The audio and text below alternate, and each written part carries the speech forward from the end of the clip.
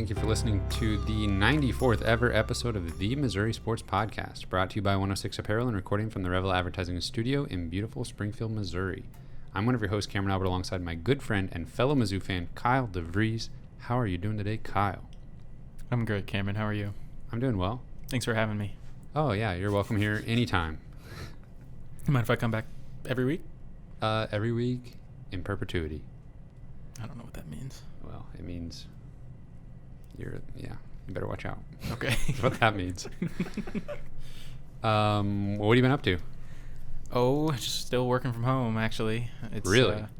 Yeah. I kind of gathered that since I would see that you were like on Xbox at only non-working times of the day. Yeah, so. it definitely your lunch break. affords me the opportunity to for a little bit of time for play throughout the day sometimes. So it's definitely an inconvenience at times, but it's also very nice knowing I don't have to get up and drive across town every day and all that stuff. But it comes with its challenges as well. You been playing any NBA 2K recently? A little bit, yeah. Successful or not so much? Generally, sometimes I'm successful. Not yesterday. Not yesterday. Kyle was in the Western Conference Finals. I think we talked about the fact that you were in the Western Conference Finals like 3 months ago when it first happened. Probably. Against our friend Parker, and didn't go so well for me. Now, you were undefeated. Correct me if I'm wrong. You were undefeated against player-controlled teams during the regular season. I think you might be right, yeah.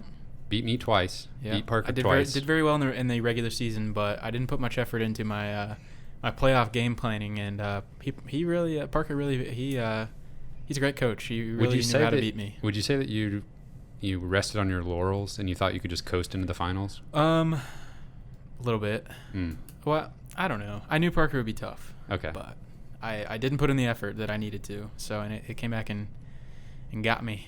Well, I'll be completely honest. I was kind of scared to play in the finals since you beat me twice in the regular season. I thought I you might beat be Parker a little bit twice happy in the regular season. So I thought you might be a little relieved at the result. But if he's improved enough to beat you, he now I've become scared again. He's improved tremendously.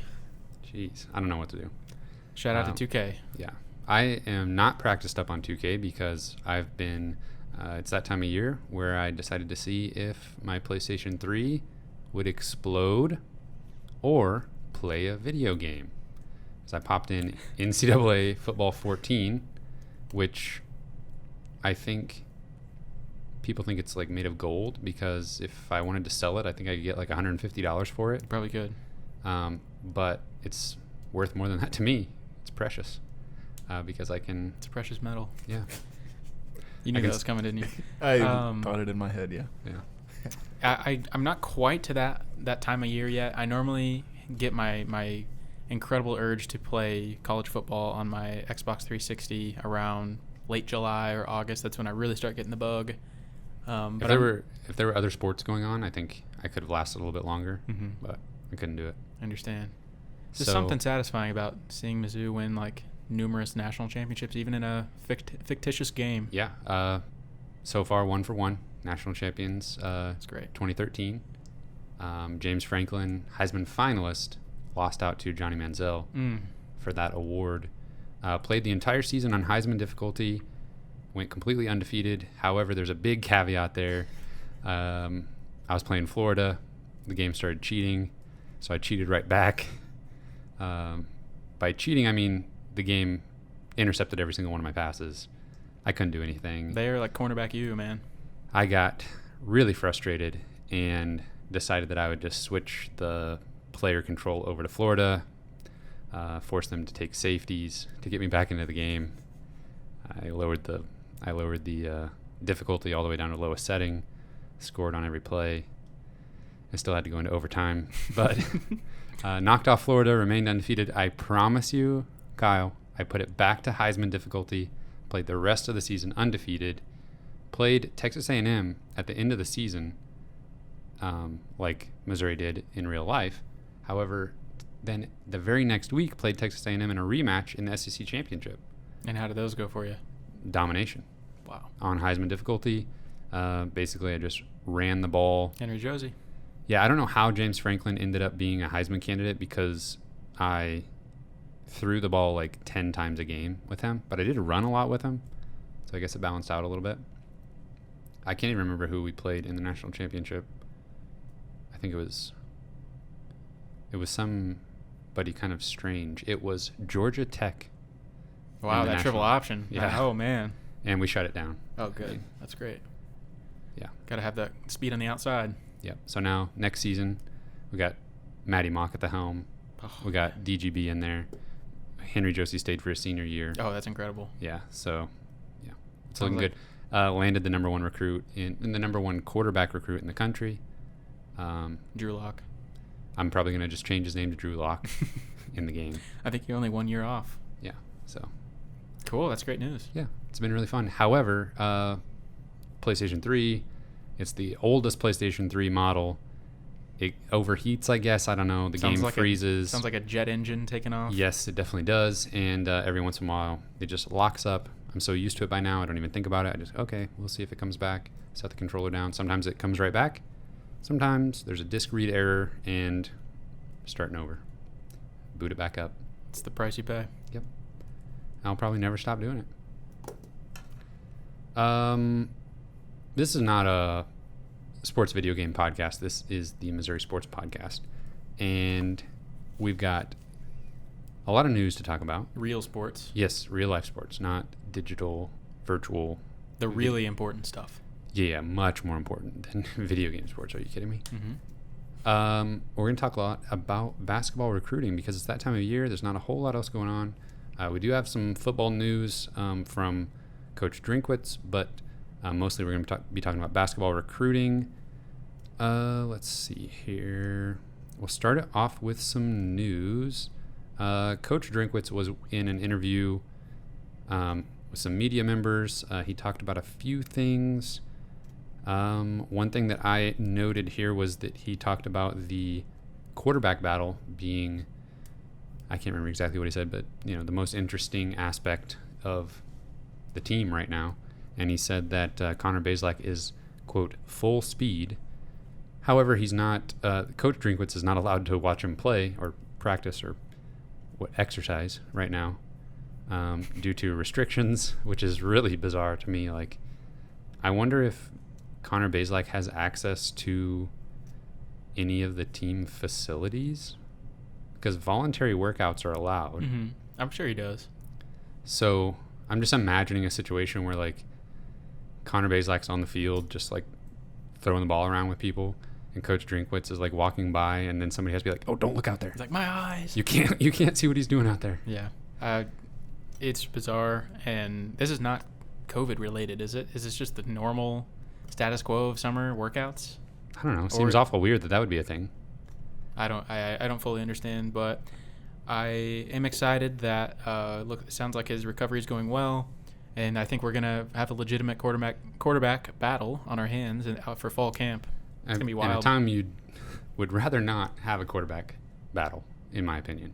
I mean, all things equal, I'm sure the coaching staff would love to have a guy that they just absolutely know is going to be the starter, as far as like the plan A starter for the full season, more than any time in their coaching career, probably. Yeah. I'd like to think, obviously we shared our thoughts on the quarterbacks a few weeks ago when we talked about the spring game that never was, but I feel like the general consensus is that Bazelak is hopefully the starter, and I think that the staff would agree with that as well, just because he has the most eligibility left, and he's really been promising in his playing time so far. I think best case scenario is he's healthy and ready to go. If he's not the starter, you're going to be looking at the most serious case of backup quarterbackitis imaginable. Right, and we've gone through a lot of struggles with Mizzou football in the last few years, but it seems like we always have pretty good quarterback play, and that's been that way for like decades. It's just been really stable as far as knowing who's going to be the starter ahead of time. Yeah, and so we'd like to keep that tradition going of having good quarterback play.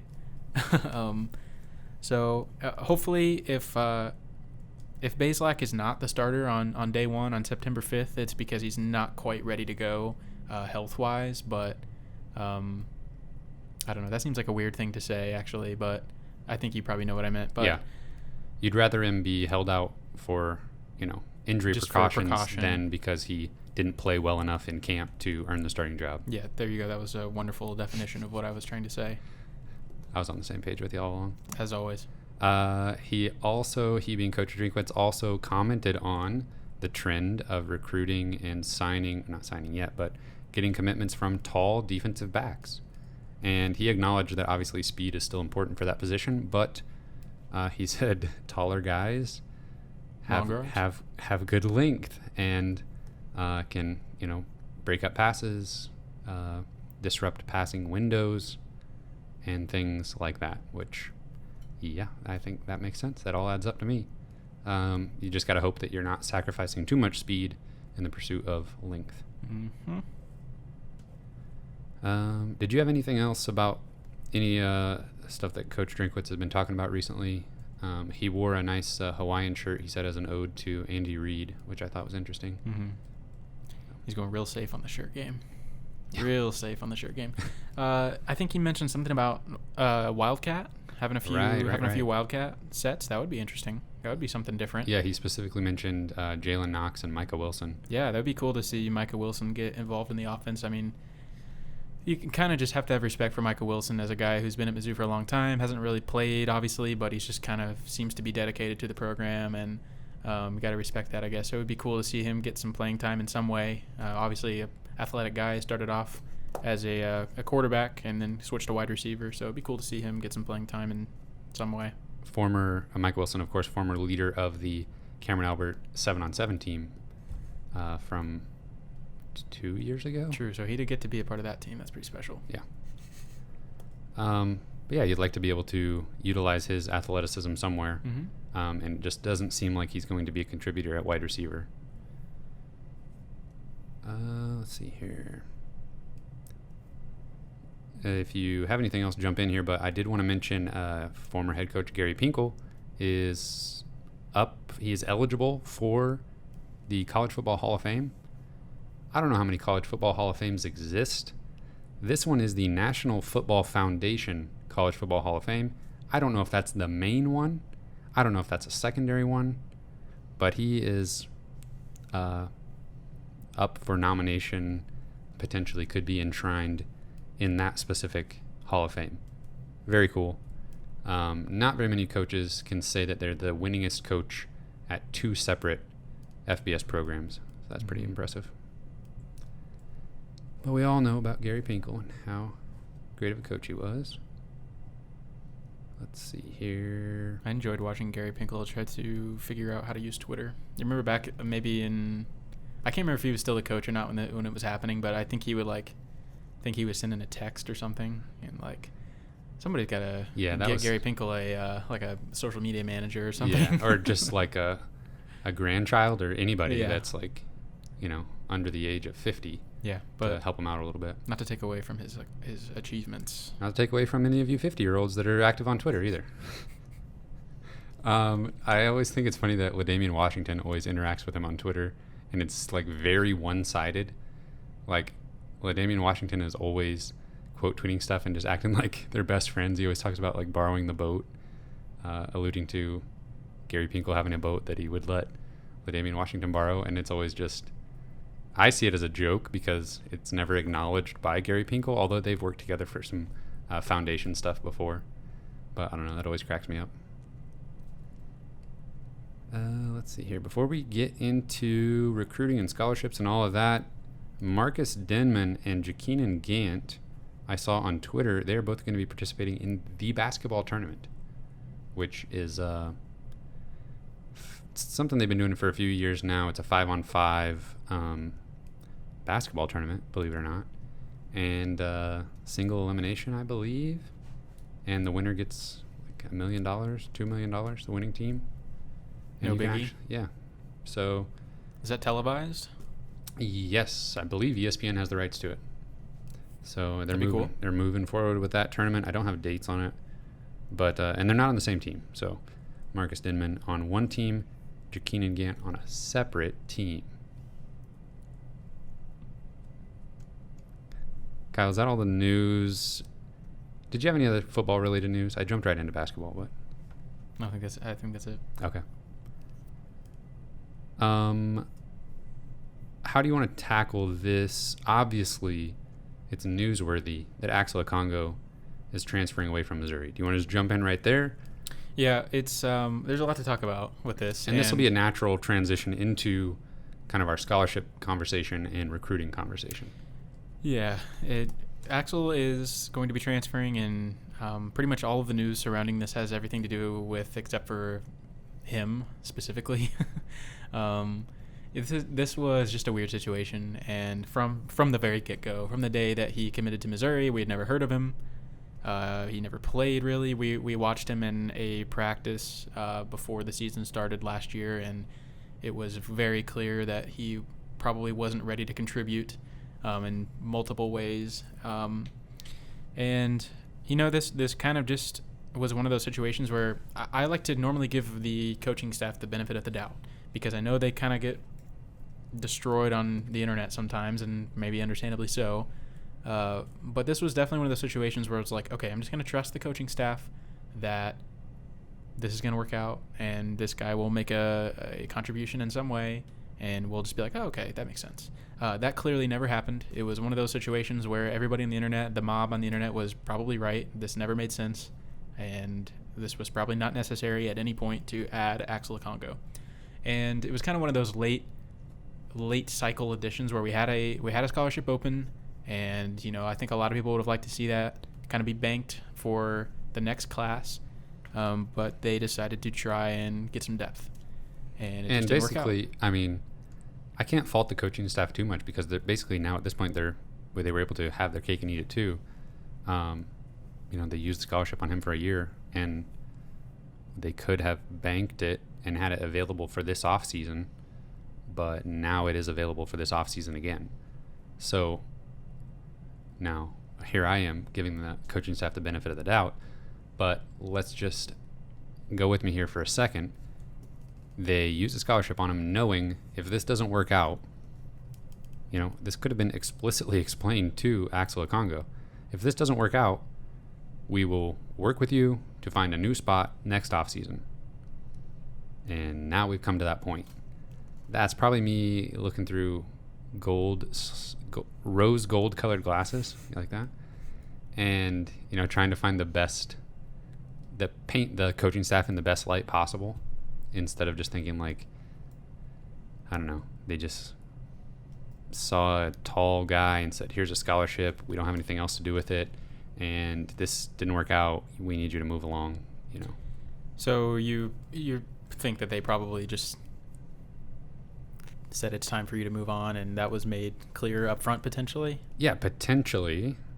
I don't know. I try to think of this as like a human interaction, and it would be a lot less awkward if there was, some sort of conversation up front, like, hey, here's the deal.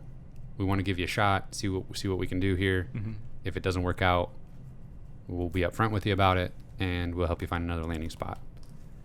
I'm just thinking of it sort of like a boss-employee relationship, and how it's so much easier just to be transparent up front and, have sort of a plan and process ahead of time. But for them I just think that would you out the door. Yeah, I mean, it would be a lot less awkward, I feel like, if you come to that point and you're like, okay, this is the time that we talked about where we're going to do this. Yeah, but I could be completely wrong. You might be, and I might be, but I do have to say the timing seems a little bit strange with, it's a little bit late in the cycle. It's not too late necessarily to add somebody else. I think there's still some quality options out there, and we'll talk about that in a minute, but it seems a little bit late in the process to say, hey, things didn't work out, it's time to move on, unless there's really just something right now that has changed. Because it did seem like he was kind of working out with the team, and we saw several videos of him actively working out with players on the team. Yeah. So, it's speculation, but it seems like he wouldn't make the decision like, okay, I'm tired of this. I'm going to leave now. So it definitely seems it's like really hard to gauge all that from such an outsider perspective. Right. But it's purely speculation. We can only do, we're working off of Instagram videos and Sure. stuff. It certainly seemed, though, that it's very possible he was kind of told, okay, it's time to move on and find another opportunity, and hopefully he does, because it seems like he's a great guy. I hope the best for Axel and that he finds a spot that he's able to contribute somewhere. Do you want to talk about the options that might be available to Missouri? Sure. So with the departure of Axel Okongo, that opens up one scholarship for the 2020-2021 season. Right now, that freshman class is only made up of Jordan Wilmore. So seems weird that we could still be talking about that same class. Yeah. It's so late in the process. Right. Now, the will-be sophomore class only includes now Parker Brown and Kobe Brown. So there's spots in both of those classes that you could potentially take on a player and not be completely out of balance, because there's 5 will-be seniors and 4 juniors. Right. It's very upperclassman heavy. Yeah, it doesn't make a ton of sense, to me anyway, to add a player in either one of those classes, unless you're taking a player that's sitting out. I don't know. There's so many. I mean, there's a lot of moving parts, and there's so many options, really. Yeah. I mean, you could take a freshman, you could take a JUCO transfer, you could take a sit one, play two, or you could take a grad transfer. Right. I think there's a lot of things to consider, but honestly, I think one of the worst things they could do right now is try and take a freshman for this class, because that's truly, when you talk about the options that have run out, that's probably the smallest market of availability right there, is true freshmen that are still looking for a college. I mean, that's exactly Christian Guess, and that we know how that worked out or didn't work out. Right. So I'm thinking, if you want to add to this class, your only option is some kind of transfer that has to sit out a year, and then he ends up going with the Parker Brown and Kobe Brown class. Yeah. Yep. That's probably best case scenario. And there still are some guys out there. So obviously, I would take sit out a year and then be a sophomore with Jordan Wilmore as well. Yeah, if they have the 3 years of eligibility somehow or whatever. Yeah. And so my immediate thought was, who on earth would still be looking to transfer right now? But there obviously still are some options. Oklahoma State had a pretty interesting scenario happen where they got hit with a postseason ban randomly, and so they have a big guy that's transferring. His name is Yor Anay, and he's a center. And both of his first 2 years in college, he averaged about 8 points a game, somewhere in the neighborhood of 2 blocks a game, which is a lot. Good rebounder as well.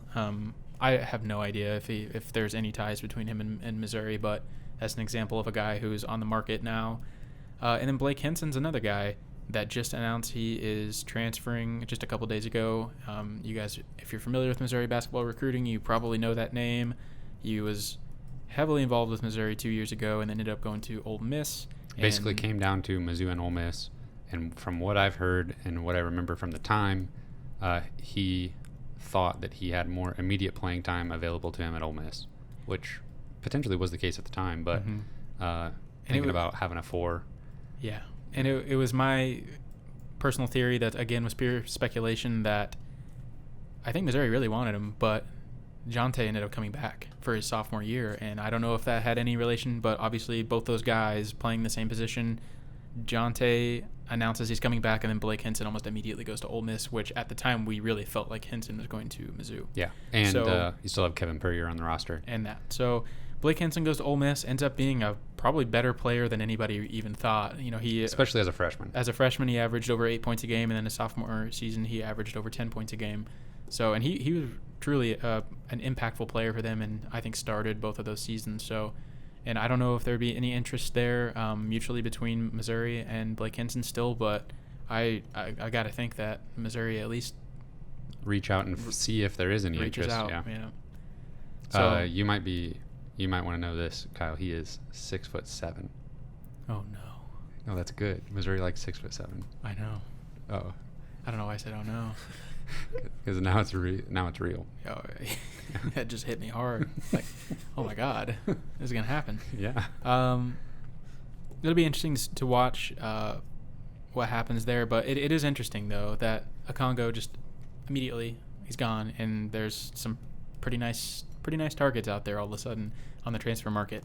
Something to watch. And the other option is banking that scholarship for next season, Which Konzo seems like he never wants to do.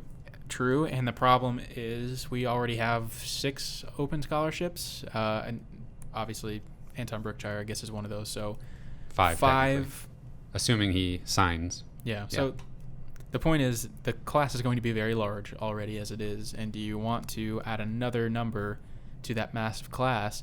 You kind of create some problems for yourself down the road by doing that with roster imbalance and trying to figure out the role that everybody's going to play when they first get there. And I just think that having 7 new players is just too many at the same time. Yeah. And if you are looking at the Konzo Martin era as being, eternal, I mean, in the grand scheme of college basketball, if we're talking about a head coach being in Columbia for 15 total seasons, that's an eternity for Mizzou basketball. I mean, when you're talking about 3 seasons apiece, for the more recent coaches. So if you're looking at, a long-term situation with this coaching staff, you have to eventually find some balance and quit this cycle of roster turnover every year that makes you end up with 4 or 5 or 6 scholarships available, every other year. Mm-hmm. And if Konzo is potentially coaching for his job this upcoming season, he may want to just add any talent he can right now if there's talent available. Yeah. So, I mean, you're looking at 5 more scholarships available if you're counting Anton Brookshire. I feel like you don't, and we're talking about now 2021, 22. Mm-hmm. You just don't want to have more than, you don't want all 5 of those scholarships being freshmen. I mean, you need to somehow balance it out, and you don't want to add any more seniors to that season. So I feel like you have to balance it out somewhere. You got to have some transfers that are sitting or, immediately eligible with a waiver or something like that. Yeah. Yeah, I agree. I think that's best case scenario. It's try and find some kind of contribution out there. And obviously best case scenario, I think that's probably Blake Henson. If there's still some interest there, that'd be fantastic. Yeah. That's that's wishful thinking though. And I would take a shot at another guy. I mean, like, for example, we have Ed Chang, who's now a member of the Pickett, Pinson, Watson class. Yeah. Even something like that where you're just kind of taking a flyer on a guy that's not a freshman, has some college experience, but has eligibility left. I mean, if he's going to be a depth player or just a role player, worst case scenario, and maybe he has some upside that you could tap into as a upperclassman, I don't know. I feel like you got to take some chances, but you got to get more stability than we've seen so far in 3 seasons under Konzo. And part of that is injuries, obviously, but I don't know. Ever since, and then there's things outside of his control completely, like situation with Terrence Phillips. You don't see that coming, and all of that adds to this kind of thought process, or just off the top of your head, if you're thinking about the Konzo Martin era, you're not thinking about a super stable program with a lot of guys staying multiple seasons. Now, we'll get to that point eventually when that Pickett, Pinson, Watson class does, go through their senior season, and we remember all 4 years of them. But I don't know. We need some of that every single year. Mm-hmm. Are you going to make a bet on how? Make a prediction on how this last scholarship is used for next season? I think they'll fill it with a transfer that sits 1 year and then plays 2. Don't know who, but there's still guys out there. I think that's what they'll do. Yeah, I think that's probably the most likely situation, or I think that's the situation that makes the most sense. So then that makes me think that it's not as likely. just based on what we've seen in the past. Whatever happens, I'm sure will be criticized. Yeah, it'll be criticized, and likely there will be no way to know if it was a good decision until like 2 years from now. It's usually how that works, and then everybody forgets about it by then. If I'm going to make a prediction, I'm going to say that Konzo Martin keeps with tradition and adds a last-minute freshman. Some guy you've never heard of. That we never heard of, that, for whatever reason, maybe decommitted from somewhere else or something like that. So that's going to be my prediction. As much as I'd like to see Blake Henson. Are we ready to talk about the class of 2022? So players that will be juniors in high school for this upcoming eventual winter basketball season. Yeah, we're a ways off from these guys making their college decisions, but I think this was like the first week that coaches could reach out to these guys or be in actual contact with some of them. And I think some of them somehow already had offers or something before this week. I'm not fully sure exactly how it all worked, but we kind of got a whole group of names that Missouri is going to be clearly targeting in 2022. And a lot of them, there's a lot of regional prospects. There's a lot of guys in Missouri, Illinois, that area. So going to kind of throw out a list of names to you guys just to kind of be thinking about certain players that you're going to hear about a lot probably the next year and a half. But do you want me just to start naming off some guys that Missouri's in contact with? Just start listing them off, and I'll jot down a few that I want to break out and talk about. I think one that will really be a guy that Missouri goes after maybe more than anybody else is Taurus Reed, and he is a 6'7" power forward from Chaminade. And I watched a little bit of film on him, and he's clearly a talented big man. He's not super explosive, at least not yet. And obviously these guys are like 16 years old or something, so have an incredible amount of time to develop still. But I mean, he looks like your typical 4 guy for a college team. I mean, just very good at finishing around the bucket. Plays for a good team. So Taurus Reed is a name you'll be hearing a lot, and he already has an offer. I'm really hoping that other programs see him as undersized, or I hope they see him as undersized for the 5 and not athletic enough for the 4. Mm-hmm. Because at first glance, I think you could make that assessment. And obviously he has a lot of time to grow and improve as a player. But I think that's where Missouri kind of needs to slide in on some of these guys that are going to be undervalued by other programs because of their size or lack of athleticism or something, but could contribute in other ways. Yeah, I don't think this is a guy that's going to blow up like a Caleb Love or something like that, or a Cameron Fletcher or anything like that. But, he's ranked number 79 right now, and there's a ton of time to go. But that's a pretty good – definitely a ranking that Missouri needs to make their money on. It's kind of an in-state guy that's in the top 100 for sure. If he stays around that ranking, though, he'll have plenty of interest from – Yeah, I think he just got an offer from Creighton in the last 48 hours as well, too. So – Missouri will have to fight off of other programs that are of similar level to get him. Another few guys I wrote down, both 6'7" power forwards. Taj Manning from Grandview. Not related to Taj Butts, the Mizzou football commit. That's correct. And also not related to the Taj Mahal. Oh, okay. Thank you. The other guy that's a 6'7" power forward, Jalen McDaniel, and he goes to Sunrise Christian. So we might get an opportunity to watch him play in the Tournament of Champions.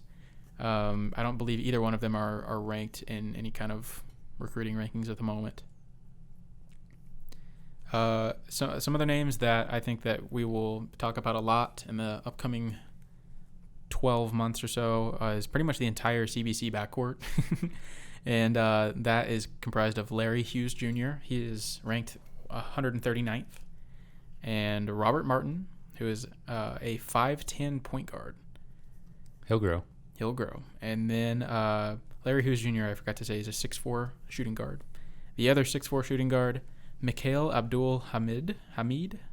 And all three of those guys play for CBC. So it sounds like they're going to have some pretty spectacular guard play. All 3 class of 2022. Yeah. Wow. Yeah. That's impressive. Sorry to backtrack. Taj, not Butts. What school does he go to? Grandview. Got it. And then the last guy I wrote down to keep an eye on for 2022 is Aiden Shaw.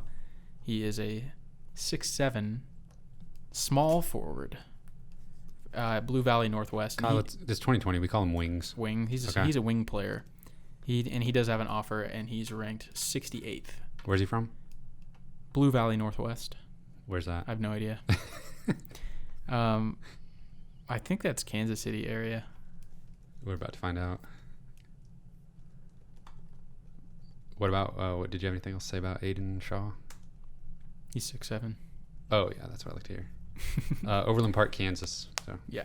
So, kind of honestly similar as far as the wish list goes. It looks like the 2021 and 2022, like the kind of player they're going after remains the same. Kind of those small down low players that could also be a wing player maybe. So going after a lot of wings. So I'm looking at the scholarship situation. When these players are going to be freshmen in college, here's the Mizzou basketball team as far as players that are currently committed or will be on the roster at that point.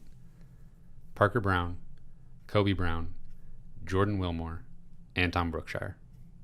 It's a good little team right there. That's not even a starting five, Kyle. It's we're a little ways off for sure. Yeah. A lot of But when you see change will happen. Yeah, and obviously that Anton Brookshire freshman class will get filled out, we hope, at least by, at least one more freshman in that class. There will be. But I don't know, something about that. Just anytime I look at this scholarship count, the 5 players now with Drew Buggs, Drew Smith, Mark Smith, Mitchell Smith, Jeremiah Tillman, that class, and then you follow it down to Jordan Wilmore, the lone freshman next season. That's just, I just can't get over how unsustainable that is as a basketball program. Yeah, I mean, that's just what happens when you have a coaching change and you have a lot of transfers, kind of just the purge of players from the old regime, and a lot of them were not very good. And, you kind of have that year was it 2017 that you had a lot of guys leave. That was the year with Cassius Robertson and Jordan Barnett and the Porters. It doesn't help that you have MPJ that is one and done, and then things would look a lot differently if Jonte had played two seasons, but he's leaving early, we assume, regardless. I don't know. I just thought that by 2020, we would not be in these situations still. I was wrong.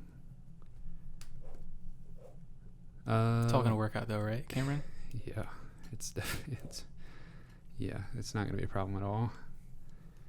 Kyle, I had an interesting thought. Do you have anything else that you want to mention about the class of 2022? I think that seems like they're really. There's not a whole lot to say at this point. We're just so far out, but definitely want to just kind of get introduced with some names. Yeah, it seems like they're going after a lot of wings. I mean, we joke about the 6'7" number just because coincidentally a lot of their targets happen to be 6'7". But there's a lot of different types of players that are 6'7". I mean, what's his name? Reed from Chaminade. Taurus Reed. Yeah, plays more like a big man. And then you have really, guard type players that are also 6'7" that Missouri is looking at. So, 6'6" to 6'8" in college basketball can be a lot of different types of players. That's true. That's a good point. And it looks like Missouri in 2022, at least initially, is going to probably hit the state of Missouri a little bit harder than they did or are hitting it for 2021. Doesn't look like there's any Jordan Nesbitt situations where there's like a highly ranked player that they're not in contact with. It looks like everybody that's in Missouri that's a potential D1 recruit they're talking to, at least initially, early on in the process. Potentially less focus on the state of Michigan? I sure hope so. I mean, it's that's never going to work. It's early. It's very early, but it seems that way. I was about to say some kind of like internet, like sarcastic comment, but I'll keep it to myself. I'm not even sure what that means. I want to say it. I'm not going to say it. All right, positive vibes only. Positive vibes only. I will not submit to mob mentality. Okay. So, if you have anything else about 2022, feel free to bring it up. But in the meantime, I wanted to pose this question to you. If you could have any former Mizzou player, now, I'm not talking about, you're just going to have to play this game with me a little bit. A player that stayed all 4 years, that was never the MVP of their team at Mizzou. If you could have any player that's just like the senior version of that player forever, that's just always on the Missouri's roster as their senior year self, I think a couple good candidates I'll just throw out there to get the ball rolling would be Jordan Geist. You know, if you just always had Jordan Geist on the team. Do they have to play all 4 years? Because Geist probably wouldn't qualify for that. Well, they don't. No. I'm just that type of player that's not like, you know, it'd be easy to say, oh, yeah, I wish we had Michael Porter Jr. every season on Mizzou. Yeah. Another player I'll just throw out there is like Kevin Puryear. Yeah, that's someone could slide into that starting spot, could be a 6-man, whatever the team needed sort of thing. Yeah, I would definitely. I thought of Kevin Puryear. That's definitely someone that came to mind. The 2012 team had like 4 different players that I could pick. So, I mean, they're all. Yeah. Obviously, I'm not picking like Marcus Denman for this exercise, right. But the end of senior year, Ryan Rosberg is someone that I would probably want to throw out. He was spectacular in SEC play, at least for some of the play. I had another one on the tip of my tongue. Oh, I don't know if this will qualify either, but obviously Jordan Barnett is a guy that wasn't necessarily the MVP of that team, but was amazing. Incredibly valuable and efficient. Yeah, I mean, those are the kind of players that stick out to me, are like flexible ones that you could maybe move around in the lineup a little bit and just contribute. You just know that you just plug this guy in, he's going to give you, you know exactly what you're going to get from him night in, night out. I would love for Javon Pickett to be that guy, maybe that we answer 3 or 4 years down the road from now when we're thinking back to these times. I think Javon Pickett is a guy that could play into that role as a guy that may not be the MVP, but just always, you always know what you're going to get from him. He's always going to play hard. He's going to play good defense and try his best. Yeah, I think Drew Smith is that guy, except probably falls too much into that MVP of the team category to really be eligible for this little exercise that I just made up. I don't know. Sometimes I just always think about, man, if we just could have a Jordan Geist every season. Just plug him into the backcourt. Man, if all those transfers that we had, like from the Kim Anderson era, if they all just would have waited like one more year before they all like left the team and went and got really good somewhere else. Yeah. Yeah, there's maybe a few of those guys that I'd be like, hey, yeah, I'd take that guy every year. Mm-hmm. And I always wonder, in an alternate universe where like Missouri considers Konzo Martin instead of Frank Haith. Like there was twice actually before Konzo became the head coach at Mizzou where the timing was just off, where it's very possible he could have ended up here earlier. He had already accepted. I'm going to get my timelines messed up here. He had already accepted the job at Cal before. He did that too fast, and Missouri wouldn't have been able to get him here and settled for Kim Anderson. I think there was a similar situation when he went to Tennessee from Missouri State, and then Missouri ended up with Frank Haith. That wasn't looked at, quite the same way as far as what could have been. But I wonder, that's an interesting what if the Konzo Martin era was, 6 years earlier. Stuff that keeps me up at night. One of these days we'll dive into my my big what if spreadsheet, and you can see how Jason Tatum led Missouri to their first ever Final Four. Spoiler. That happens. Maybe. See if Kyle can talk me out of it. Kyle, I don't have much else to say for this episode 94.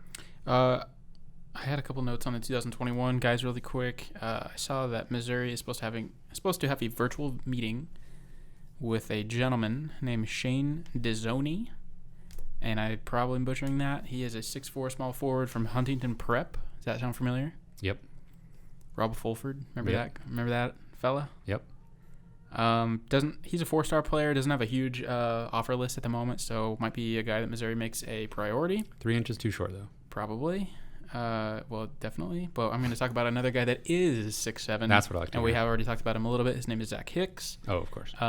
He's a guy that both of his parents individually tweeted about kind of their experience with Konzo and with Missouri. So a guy that to definitely keep an eye on. I think he's mentioned that he wants to kind of try and see if they'll be able to have some kind of high school season, or if he'll be able to showcase his talent, I guess, anytime this summer.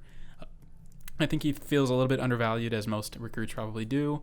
So he wants the opportunity to show off his skills and see if he can get a few more offers. So he has been a guy that said he might wait a little bit to make a commitment. So those are a couple updates on those guys, but that's really all I had for 2021. I feel like the dominoes have to kind of start falling a little bit for that class in the next month or two. You know, I think we really will hopefully have a little bit better picture of some guys to really key in on. Like we've talked about multiple times, this class is huge. Yeah, and I just wonder, I mean, with not a lot of summer ball happening, I think in Texas and Oklahoma, there's summer basketball happening right now. However, I don't know, it kind of takes me back to that our conversation about the NFL draft and how it's going to be hard for teams to get much intel, and you know, the recruiting rankings, like the mock drafts and whatnot, are going to seem potentially fairly static compared to previous years. And teams might take those rankings as gospel a little bit more than normal, maybe. Maybe just if a player, you know, like for example, if a top 100 player is interested in your program, but you've got a top 50 player, schools may be less likely to wait for the top 50 player and just go ahead and accept the commitment from the, you know, lesser ranked player potentially. I think that's a pretty good explanation for why Anton Brookshire shot up in the rankings too after his commitment, was because there's just not a whole lot of movement going on, and we're not watching guys play, so the rankings are not being actively reflected by current events. Mm-hmm. So anytime a player commits, they're probably getting some serious exposure. So that could be an explanation why Brookshire went from basically unranked to a 4-star top 100 player after his commitment. Yeah, I'm still waiting on 24/7 Sports and Rivals to update their class of 2021, like ESPN did. Jonathan Kuminga, I think, was the player I was thinking of that reclassified to 2020. And he might actually go pro overseas or the G League straight out of high school. So still waiting on those recruiting websites to update their rankings for 2021. But I do expect in the 24/7 Sports Composite, which is the one I usually look at, because it's, you know, sort of an average of all the main recruiting services, I fully expect Anton Brookshire to make a big jump in that composite ranking. I agree. Have anything else for the folks? I don't guess so. I'm gonna try to go back-to-back national championships on NCAA football 14 with the Missouri Tigers. And good luck on your finals performance against Parker on 2K. I got to practice a little bit for that. Hopefully you can do what I couldn't. I'm just a little one-dimensional, you know. My play is a little one-dimensional. He was able to key in on me, and he got the job done. And producer Cameron, you know just as well as us, there's not much worse in the world than Parker, our friend Parker, beating you at a competitive event. Yep. So I'm gonna try to win one, and he's already trying to like spin it to where he'd be doing everyone a favor by beating me in the finals. And I think he's got it twisted. Some high drama. Yeah. I don't know. Between you and him, if I had to pick one person that I had to lose to for the rest of my life, I don't know if I could do it. Would you? You'd rather? That doesn't even make any sense. If I had to pick, I would choose between the two of us. Is that what you're saying? Yeah. Like, who would be worse? Yeah. Wow. Well, we'll need an update on that next week. Yep. In the meantime, you can find us on Apple Podcast, Google Podcast, Spotify. We're on YouTube, and we're on Twitter. And we're on Instagram. And you can find us on Twitter, specifically at Mizzou Sports Pod. And you can email us at MissouriSportsPod@gmail.com. Please leave us a review, leave us a like, leave us a comment. People have been commenting on our YouTube videos. I've been in there, having some very short comment conversations with a few people. So yes, we very much appreciate your engagement. Yep. Thanks everyone for listening. We will see you next week.